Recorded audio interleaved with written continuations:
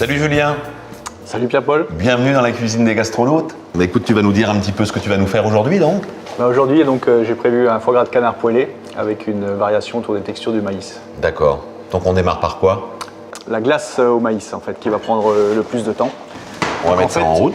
On va commencer par faire caraméliser le maïs.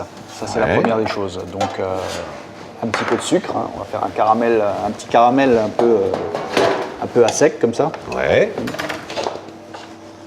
Voilà. En même temps, à côté, on va pouvoir démarrer un petit chutney acidulé à base de cassis. Très bien. Qui va venir en fait donner un petit peu de peps à l'ensemble du plat en ramenant un petit peu d'acidité qui cassera elle un peu le côté sucré du maïs. Du coup, on se retrouve avec plein de casseroles sur le fourneau, c'est agréable, c'est joli. Alors en fait, élégant. On va commencer à faire chauffer le vinaigre avec un petit peu de sucre. Alors pourquoi cette envie de faire quelque chose qui soit à la fois acidulé avec quelque chose qui est sucré? C'est ta nouvelle façon de cuisiner? Alors en fait, le maïs est naturellement sucré. Donc là, on apporte une déclinaison autour du maïs. On va avoir la glace, on va avoir une émulsion, on a le popcorn. Ça fait beaucoup d'éléments déjà sucrés à la base. Donc pour pas tomber complètement dans un plat qui serait trop riche en sucre, j'ai choisi en fait de travailler un fruit rouge pour pas en fait travailler ni sur le vinaigre ni sur le citron, mais un fruit rouge parce que je trouvais l'association intéressante. Donc le cassis qui est déjà un peu acide et que je vais renforcer encore un peu avec du vinaigre. Allez, vas-y Julien, dis-nous là. Donc tu vas sucrer ton vinaigre. Donc on va rajouter en fait le sucre dans le vinaigre. Hein. Ça c'est incroyable ça. Un côté acidulé, tu rajoutes du sucre dedans. Tout à fait. Oui. D'accord. Petit coup de fouet ou un petit coup de... Non, c'est pas nécessaire. Va fondre rapidement. C'est pas nécessaire, ça va fondre très vite. D'accord, ça y est, c'est déjà fait. Un petit peu la casserole, ça se dissout tout seul. Hein. Magnifique. Voilà. On va rajouter directement derrière les baies de cassis. D'accord, donc là on est sur du cassis frais là ou sur du cassis Alors là moi j'ai mis de côté en fait une petite récolte de l'automne qu'on a mis de côté et que j'ai mis au congélateur. Ça me permet en fait d'avoir une base de travail tout au long de l'année. Magnifique couleur. Voilà. En même temps on a le caramel qui commence à venir, là il faut qu'on fasse attention, il y a plusieurs choses qui sont en train de se passer en direct sur notre plaque. Alors l'objectif évidemment c'est d'arriver à une couleur un peu ambrée comme ça pour en fait un caramel blond. Voilà, un caramel blond. Au moment où on va rajouter le maïs, on va encore le laisser caraméliser un petit peu, donc il ne faut pas attendre trop loin non plus, sinon on risquerait d'avoir de l'amertume. C'est un de mes plats phares, un plat un peu signature qui me tient vraiment à cœur de faire. Donc toi tes inspirations, donc j'ai entendu Westermann, Paul Bocuse, Paul Eberlin. Paul Eberlin, oui, donc tout à fait. En fait, maisons. C'est-à-dire des maisons très classiques surtout. Je pense qu'en fait les bases de la cuisine sont essentielles. Et c'est dans la cuisine classique qu'on trouve toutes ces bases ces éléments de recherche qui sont en fait le socle commun. Sans la maîtrise de ces bases, on ne peut pas aller plus loin, en fait, tout simplement. Donc là, maintenant, tu vas rajouter quoi? Donc là, c'est pour faire ta glace au maïs, c'est ça? Directement. Quoi. Dans le caramel? Dans le caramel. Magnifique. Donc tu vas quelque part déglacer un petit peu cette préparation. Voilà. Il y a une certaine part d'humidité à l'intérieur, donc qui va permettre de décuire ton caramel. Là, c'est ce qu'on est en train de voir.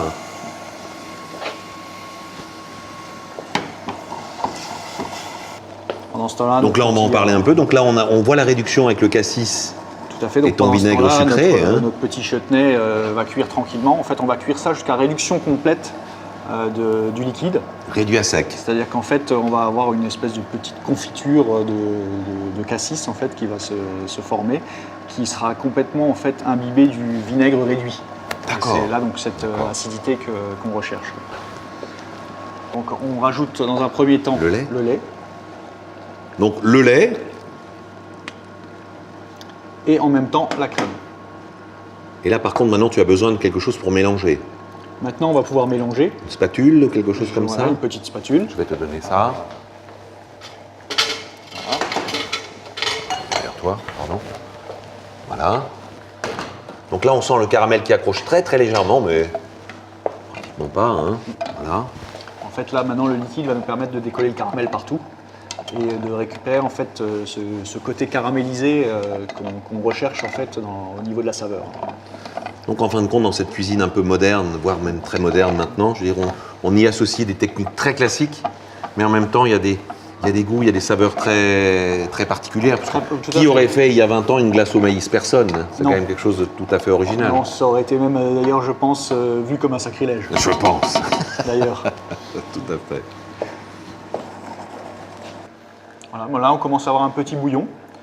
Et donc, ça va être le bon moment, quelque part, maintenant, pour transférer ça dans le mixeur. Donc, il faut savoir que le maïs a une peau qui est extrêmement dure.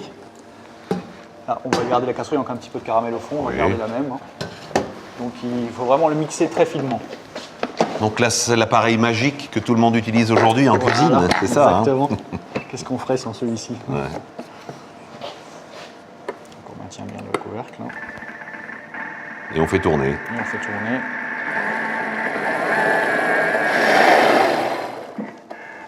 Voilà. Alors, donc maintenant, Julien, tu vas rajouter les jaunes d'œufs dedans directement? Alors non, je vais les rajouter. Tu vas remettre dans la casserole, c'est ça? Je vais remettre dans la casserole, oui. On va se remettre par là. Et donc, quand tu vas rajouter les jaunes d'œufs, le principe, c'est de ne pas dépasser combien? 83-84 degrés pour éviter la coagulation des jaunes. Voilà, j'allais dire à peu près 82-83, c'est pour un peu plus de sécurité, parce que surtout quand on travaille avec des casseroles en cuivre, il y a quand même de l'inertie au niveau de la chaleur, et il se peut qu'au moment où on arrête, quand on est à 82, ça puisse encore continuer à cuire et monter jusqu'à 83, 84, voire même plus si on... Donc pour les gens qui nous regardent, s'ils prennent une sonde, ils s'arrêtent à 80, 81 quand c'est une casserole à fond épais. Voilà, tout à fait. Sinon, ils peuvent le cuire complètement dans le Thermomix. Tout à fait, ça c'est une possibilité aussi. Avec le fouet peut-être maintenant? Ou alors là, toujours à la spatule? la préparation en fait était à peu près à 60 degrés d'après ce que l'appareil nous a indiqué. D'accord. Donc là, évidemment, maintenant un petit coup de fouet pour bien... Pour lisser, pour mélanger cet appareil. Ça de manière très homogène. La couleur est magnifique. On a à la fois la couleur du maïs et le côté caramel un petit peu de cette préparation. Donc on remue dedans. Il faut évidemment que ça ne boue pas, parce que sinon le jaune d'œuf coagulerait et on se retrouverait avec un appareil un peu graineux. D'accord. Donc là, tu peux nous faire voir ce petit geste qu'on fait en général en cuisine classique. Donc, on regarde à la nappe, donc on va vraiment voir le geste. On spatule dedans, on tire un trait avec le doigt, et si le trait reste bien distinct, c'est que l'appareil est suffisamment épais et qu'on a la texture nécessaire. Donc tu vas nous verser ça là-dedans, et on va mettre ça dans notre cellule de refroidissement. De surgélation, parce que là on va carrément mettre cela à surgeler pour obtenir une véritable glace. Hein. Exactement. Donc, on met bien tout ça. Glace au maïs. Voilà.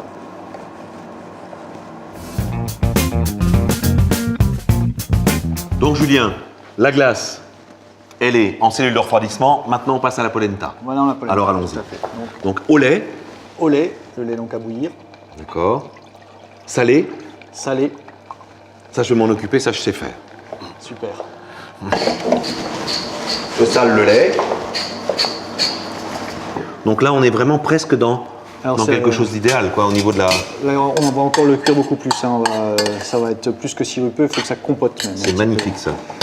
Alors, le cassis, c'est assez particulier parce qu'il y a un subjectif très fort. C'est-à-dire que rien que d'en parler, on ressent cette acidité et ça fait même saliver déjà un petit peu. C'est ce qui m'arrive, là. Voilà. Donc tout est en route. Donc là, tu vas nous présenter, tu peux nous parler un peu du foie? Tout n'est pas encore en route. On a encore une émulsion au maïs à faire. En plus, une émulsion au maïs. Une émulsion au maïs. Là, je pense qu'on va pouvoir on va se mettre de côté. Donc on va débarrasser ta petite purée de cassis, là, ton espèce de confiture de cassis. Alors ça va servir froid ou chaud, ça? Alors ça, on va le mettre froid sur l'assiette. Ça sera froid sur l'assiette. Alors pour un élément de décor, pour donner de la couleur et donc de l'acidité? Non, c'est vraiment uniquement pour l'acidité. D'accord. La couleur, ça va évidemment trancher énormément avec la couleur du maïs, mais sa fonction est vraiment d'apporter l'acidité nécessaire à donner du peps à la préparation.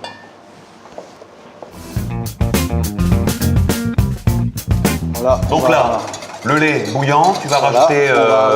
Donc on va verser la polenta en pluie, tout en fouettant. Hein. Ouais. Pour éviter que ça n'accroche. Donc ça aujourd'hui c'est un peu quelque chose qu'on retrouve chez pas mal de chefs. Hein. On choisit une couleur, on décline sur une couleur, un fil conducteur, exactement. Hein. C'est ce qu'on retrouve un petit peu dans les cartes aujourd'hui de nos chefs. Voilà. Là, elle a une belle fermeté. On va pouvoir la débarrasser dans la boîte et la mettre. Je vais te ramener ta petite Maryse parce que tu vas en avoir besoin certainement. Exactement. Voilà. Donc, je suis un bon apprenti, hein, t'as vu un peu, j'ai l'habitude. Je crois qu'on va pouvoir te garder jusqu'au bout alors. Ah bah j'espère bien. Hein.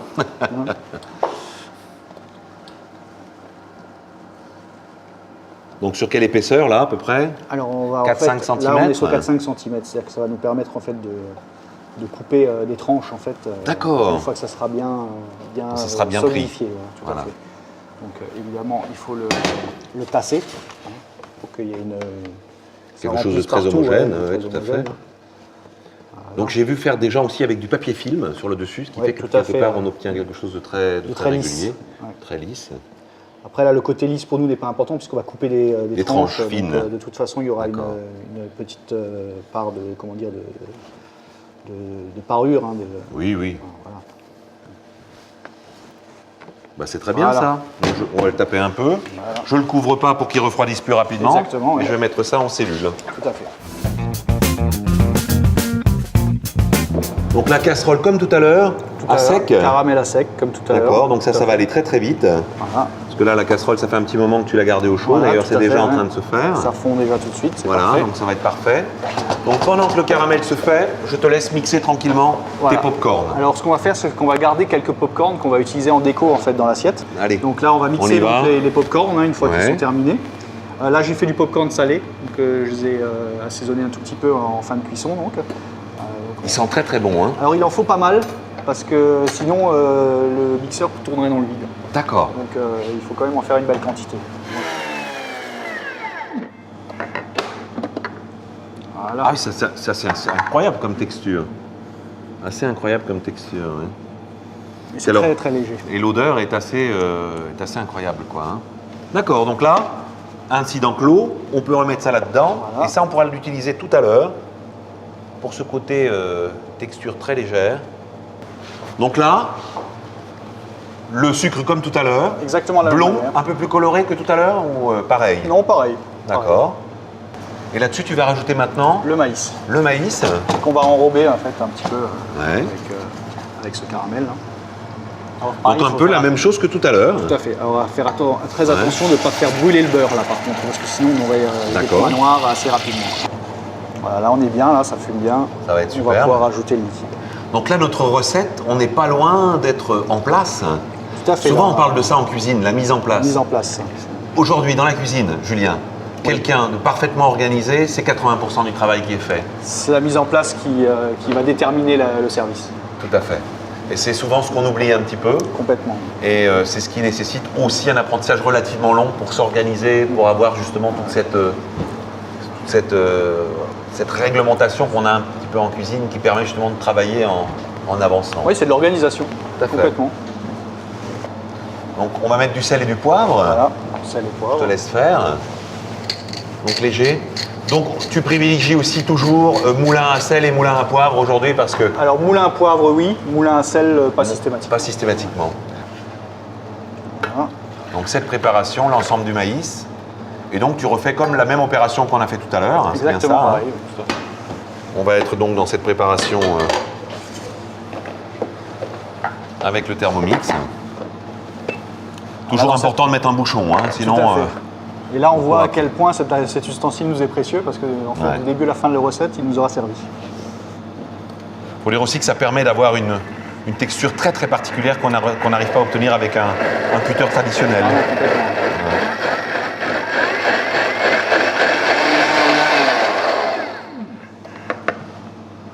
Ça a l'air d'être bien. Donc là, il y a encore une fois une préparation assez particulière maintenant. Je crois que Julien va faire une opération, ce qu'on appelle fouler la préparation, c'est bien ça, Julien? Exactement, oui, tout à fait. Alors fouler, c'est toujours pareil, je prends ma louche et je vais au fond du récipient pour faire passer le maximum de préparation à l'intérieur de mon chinois. Pour exprimer le maximum en fait, de jus par rapport à la matière sèche qui va rester. En fait. Voilà. Donc tu verses ça dans ta casserole. et on va le garder au chaud. Et on va le garder au chaud tranquillement sur la plaque, Exactement. sur 1 ou 2, histoire de juste le garder à la bonne température. À la bonne température. On va sortir maintenant la polenta et tu vas nous la tailler. On va commencer, on va la démouler. Donc là, elle est bien froide, hein, donc ça nous fait un bloc. Hein. Ouais, ça se démoule tout seul. Parfait. Voilà. Je vais d'abord tailler la polenta et je vais mesurer en fait la dimension que j'ai besoin pour remplir en fait l'assiette. L'assiette. Ouais, voilà. Donc on va mouiller un petit peu la lame du couteau parce que la polenta, ça a toujours tendance à coller un petit peu. Donc on va commencer par faire une entame, hein, tout simplement. On va pas garder. Ah oui, c'est vraiment une belle petite texture. Hein. Oui, on va les remettre souple, là-dedans. ça tient bien. Hein, ouais. Donc là, on va couper en fait une tranche qui va nous faire à peu près 2 mm d'épaisseur. Hein. Voilà. Et là donc tu vas en couper Je vais en de faire, quoi chemiser le fond de l'assiette ou alors, pour faire une bande en fait qui va traverser l'assiette. D'accord. Voilà, donc on va voir à peu près où on est. Ça, on coupe au milieu, ouais, c'est pas grave si ça va un petit peu sur le rebord de l'assiette. Hein. Ouais. On peut très bien utiliser les lettres. Donc là, deux morceaux nous suffisent amplement, hein, ça sera très bien comme ça. Donc juste un aller-retour dans ta polenta. Un petit peu de couleur. Pendant ce temps-là, on va profiter de cet instant pour couper le foie gras. On ne va pas garder les escalopes comme Donc telles. tu ne les gardes pas entières, Non, je les garde pas escalopes. entières. Donc là pareil, donc tu coupes. Qu'est-ce qu'on pourrait faire avec les parures, Julien? Là, on le mélange avec le foie gras pour faire une terrine, tout simplement. Ah d'accord, bah oui, tout à fait. Ouais, ouais. Là, on part d'un foie gras cru, ou on le met dans une farce, ou on l'utilise de plein de manières différentes. Alors ça a l'air de rien, mais moi par exemple, qui enseigne encore un peu la cuisine au lycée hôtelier de Strasbourg, je me rends compte que la difficulté qu'ont les jeunes aujourd'hui à maîtriser ça, c'est-à-dire la couleur, les appoints de cuisson, la chaleur, c'est quelque chose qui s'apprend sur le J'allais dire, terrain. on l'apprend sur le terrain, et puis surtout, c'est une accumulation d'expérience. Hein. Tout à fait. Évidemment, il faut en avoir déjà brûlé quelques-unes pour voir comment ça se passe et à quel moment on n'a pas été vigilant. Exactement. Donc là, on va les éponger simplement. Hein. C'est juste pour en fait, enlever l'excédent de gras. Hein, parce que D'accord. la matière grasse, même si elle nous est très utile pour poêler ou Pour les colorer cuissons, les choses, ouais. à l'arrivée, c'est quand même un peu riche et donc on élimine le maximum. Donc là, tu vas colorer de chaque face de ton foie gras. Alors pas chaque face, on va faire un recto verso juste. D'accord. Les côtés pourront rester de couleur naturelle. Là pareil, après on épongera également un petit peu le foie gras à la sortie du... D'accord. Donc là, on est pratiquement prêt pour le dressage. Voilà, exactement. Là, on a Ça, tous les éléments. on va mixer. Ça, on va le mixer donc, pour faire une écume. On dispose donc nos 2 languettes qu'on a fait un peu griller. Donc là, on est sur quelque chose qui est froid-chaud, Voilà, exactement. qui aide un tout à peu, fait. parce qu'on a du froid, on a du chaud, Exactement, on a toutes sortes de textures. Le cassis, hein, qui va donc nous amener cette fameuse acidité dont je parle depuis le début de la préparation. Donc là, cette fameuse poudre de popcorn. qu'on va Donc mettre- là, on a déjà plusieurs textures, en fin de tout compte. à fait. Ouais. On a... Mais ta cuisine, elle est assez basée sur ça. Tu aimes beaucoup hein, ce genre de mélange. Le jeu des Julien, hein. textures, tout à fait, me plaît beaucoup.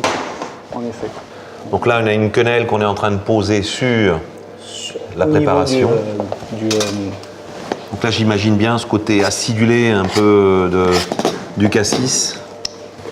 voilà. Ensuite, nos différents. Donc là, on a des couleurs un petit peu différentes. Le petit popcorn en déco.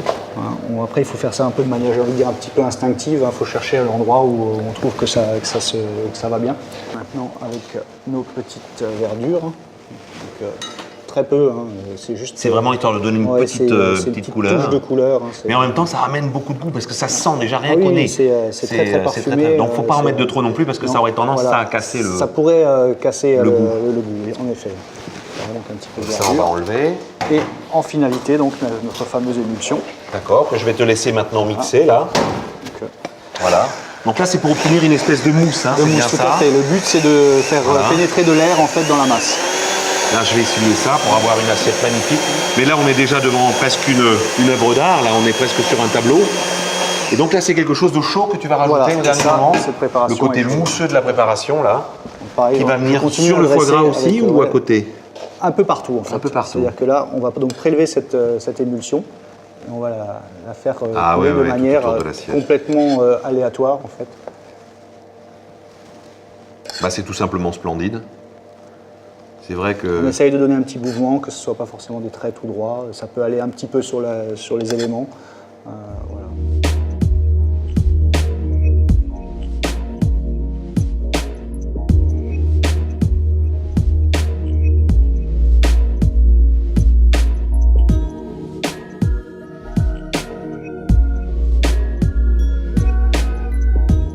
Bravo, Julien. C'est magnifique, cette assiette, elle est splendide. On ne va pas la goûter maintenant parce que ça serait dommage. C'est une œuvre d'art, on la regarde, c'est éphémère. En tout cas, grand bravo à toi, grand merci d'être venu, d'avoir participé à cette émission des gastronautes et puis plein de bonheur pour la suite. Merci beaucoup, merci de m'avoir accueilli dans ta cuisine.